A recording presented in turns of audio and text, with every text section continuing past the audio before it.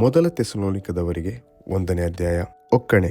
ತಂದೆಯಾದ ದೇವರಲ್ಲಿಯೂ ಕರ್ತನಾದ ಯೇಸು ಕ್ರಿಸ್ತನಲ್ಲಿಯೂ ಇರುವ ಥೆಸಲೋನಿಕದವರ ಸಭೆಗೆ ಪೌಲ, ಸಿಲ್ವಾನ, ತಿಮೋಥೆಯ ಎಂಬ ನಾವು ಬರೆಯುವುದೇನೆಂದರೆ, ನಿಮಗೆ ಕೃಪೆಯೂ ಶಾಂತಿಯೂ ಆಗಲಿ. ಪೌಲನು ಥೆಸಲೋನಿಕದವರಲ್ಲಿ ಕಾಣಬಂದ ಸದ್ಗುಣಗಳಿಗಾಗಿ ದೇವರಿಗೆ ಮಾಡಿದ ಕೃತಜ್ಞತಾಸ್ತುತಿ.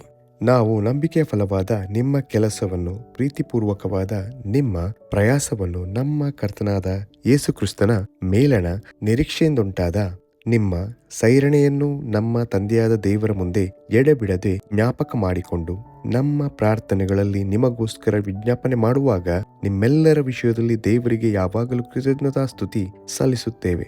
ದೇವರು ಪ್ರೀತಿಸಿದ ಸಹೋದರರೇ, ಆತನು ನಿಮ್ಮನ್ನು ಆದುಕೊಂಡನೆಂಬುದನ್ನು ನಾವು ಸಾರಿದ ಸುವಾರ್ತೆಯು ನಿಮ್ಮಲ್ಲಿ ಬರೀ ಮಾತಾಗಿ ಬಾರದೆ ಶಕ್ತಿಯೊಡನೆಯೂ ಪವಿತ್ರಾತ್ಮನೊಡನೆಯೂ ಬಹು ನಿಶ್ಚಯದೊಡನೆಯೂ ಬಂತೆಂಬುದನ್ನು ಬಲ್ಲೆವು. ನಾವು ನಿಮ್ಮಲ್ಲಿದ್ದುಕೊಂಡು ನಿಮಗೋಸ್ಕರ ಎಂಥವರಾಗಿ ವರ್ತಿಸಿದ್ದೇವೆಂಬುದನ್ನು ನೀವೂ ಬಲ್ಲಿರಿ. ಇದಲ್ಲದೆ ನೀವು ಬಹಳ ಹಿಂಸೆಯನ್ನು ಅನುಭವಿಸಬೇಕಾಗಿದ್ದರೂ ಪವಿತ್ರಾತ್ಮನಿಂದುಂಟಾದ ಆನಂದದೊಡನೆ ದೇವರ ವಾಕ್ಯವನ್ನು ಅಂಗೀಕರಿಸಿ ನಮ್ಮನ್ನು ಕರ್ತನಾದ ಯೇಸುವನ್ನು ಅನುಸರಿಸುವವರಾದಿರಿ. ಹೀಗೆ ಮೆಕೆದೋನ್ಯದಲ್ಲಿಯೂ ಅಖಾಯದಲ್ಲಿಯೂ ಕ್ರಿಸ್ತನನ್ನು ನಮ್ಮವರೆಲ್ಲರಿಗೆ ಮಾದರಿಯಾದಿರಿ. ಕರ್ತನ ವಾಕ್ಯವು ನಿಮ್ಮಿಂದಲೇ ಮೆಕೆದೋನ್ಯದಲ್ಲಿಯೂ ಅಖಾಯದಲ್ಲಿಯೂ ಪೋಷಿತವಾದದ್ದಲ್ಲದೆ ದೇವರ ಮೇಲೆ ನೀವು ಇಟ್ಟಿರುವ ನಂಬಿಕೆಯು ಎಲ್ಲಾ ಸ್ಥಳಗಳಲ್ಲಿಯೂ ಪ್ರಸಿದ್ಧವಾಯಿತು. ಆದದರಿಂದ ಆ ವಿಷಯದಲ್ಲಿ ನಾವು ಏನೂ ಹೇಳಬೇಕಾದದ್ದಿಲ್ಲ.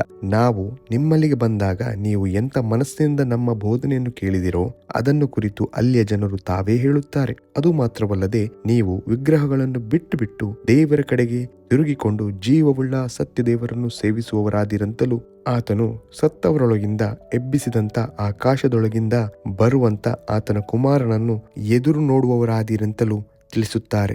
ಯೇಸು ಮುಂದೆ ಬರುವ ದೈವ ಕೋಪದಿಂದ ನಮ್ಮನ್ನು ತಪ್ಪಿಸುವಾತನು ಎಂಬುದೇ.